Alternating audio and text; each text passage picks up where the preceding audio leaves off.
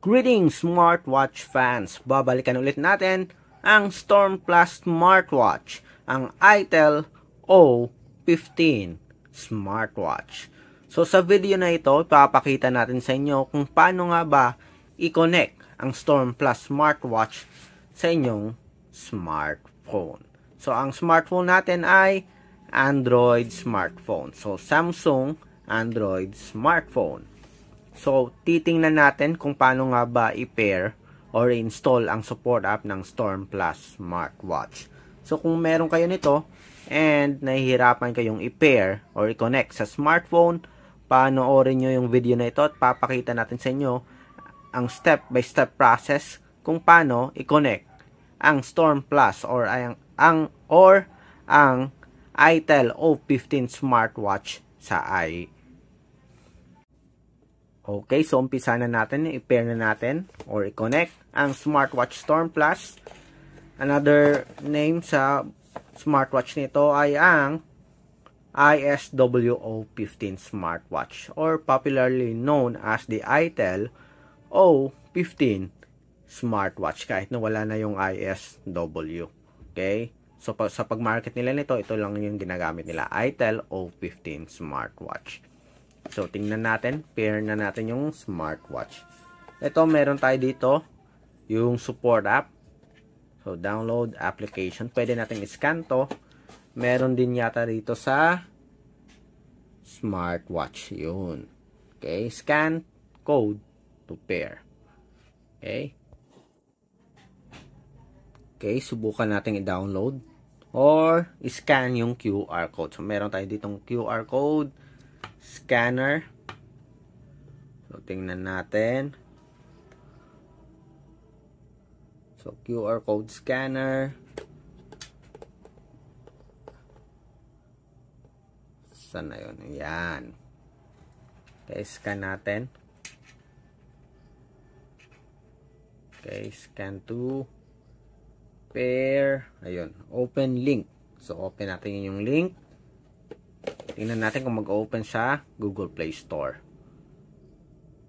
The usual setup kasi, magpapakita siya ng website. Then, may option ka doon kung gusto mo sa iOS or iPhone or the Android smartphone.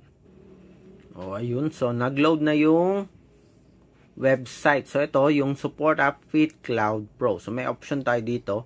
Google Play download, iOS App Store, or sideload tayo ng APK file. So, para mas madali, punta tayo doon at para safe din, punta tayo sa Google Play Store.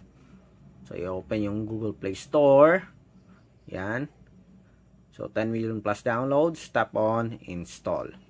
So, wait lang natin na makompleto yung pag-download. Then, after that, automatic siya mag-install sa ating Android smartphone. So, wait lang natin. So, 86.51 MB. So, medyo malaki-laki rin ng konti.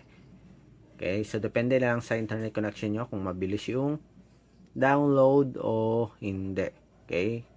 So, hintayin lang natin na makomplete. Okay. So, malapit na makomplete. Yan. 100% na yung pag-download and it's already installing. So, wait lang natin na complete yung pag-install ng FitCloud Pro sa ating Android smartphone. So, installing. Wait lang natin. Just a few seconds. Okay na yan. Ayun. So, finally, na-install na natin ang FitCloud Pro sa ating Android smartphone. So, basic setup na tayo. Okay? So, open natin yung app. So, meron tayo ditong privacy policy at user agreement. So, agree tayo. Then, merong option dito. Kung gusto nyo i-record yung data nyo, pwede kayong mag-register. Okay? O kung meron kayong account kaagad, pwede rin kayong mag-login directly. In our case, demo lang to, use without account yung gagamitin natin. Ayun. So, lagay tayo ng nickname dito. Temporary lang. John. Okay. Then, birthday. Okay lang natin. Assist lang tayo. Wait. Ganun din. Then, next. Okay. 8,000 steps. Okay na yan. Next. So, meron tayong first permission. Following permissions are required. Okay. Para to sa ating positioning sa GPS. Okay lang natin. Then, meron ulit. Allow FitCloud Pro to find. Allow din. Okay, Bluetooth is disabled. Turn on. Okay, FitCloud Pro is asking to turn on Bluetooth. I-allow natin. Turning on Bluetooth. Tingnan natin, lalabas ba yung smartwatch natin? Ayun. ITEL ISWO 15. Okay, so pwede nating i-connect. Pero kung gusto nyo makasigurado, tingnan nyo sa system nyo. Then, system info, pareho ba? Ayun, so pareho. Okay, so pair na natin, connect natin. Ayun. So, wait lang natin, yun. Agree to the phone binding request. Check. Binding success. Okay, yun. So, meron tayong update, later na lang, cancel muna natin. Punta tayo sa device section. Tingnan natin dito. So, connected. Okay, para sa Bluetooth natin. I know. Yun. Connected tayo sa ating ITEL ISWO 15. So, na-connect na natin ang FitCloud Pro application. So, napakadali lang. Okay?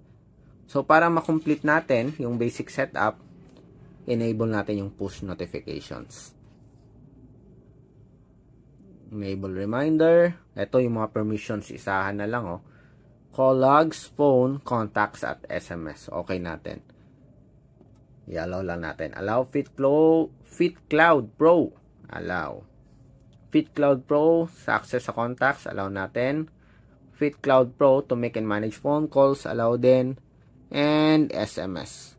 Pero kung ayaw nyo naman, pwede nyo namang disable. Mag-work pa rin naman yung smartwatch nyo. Okay natin.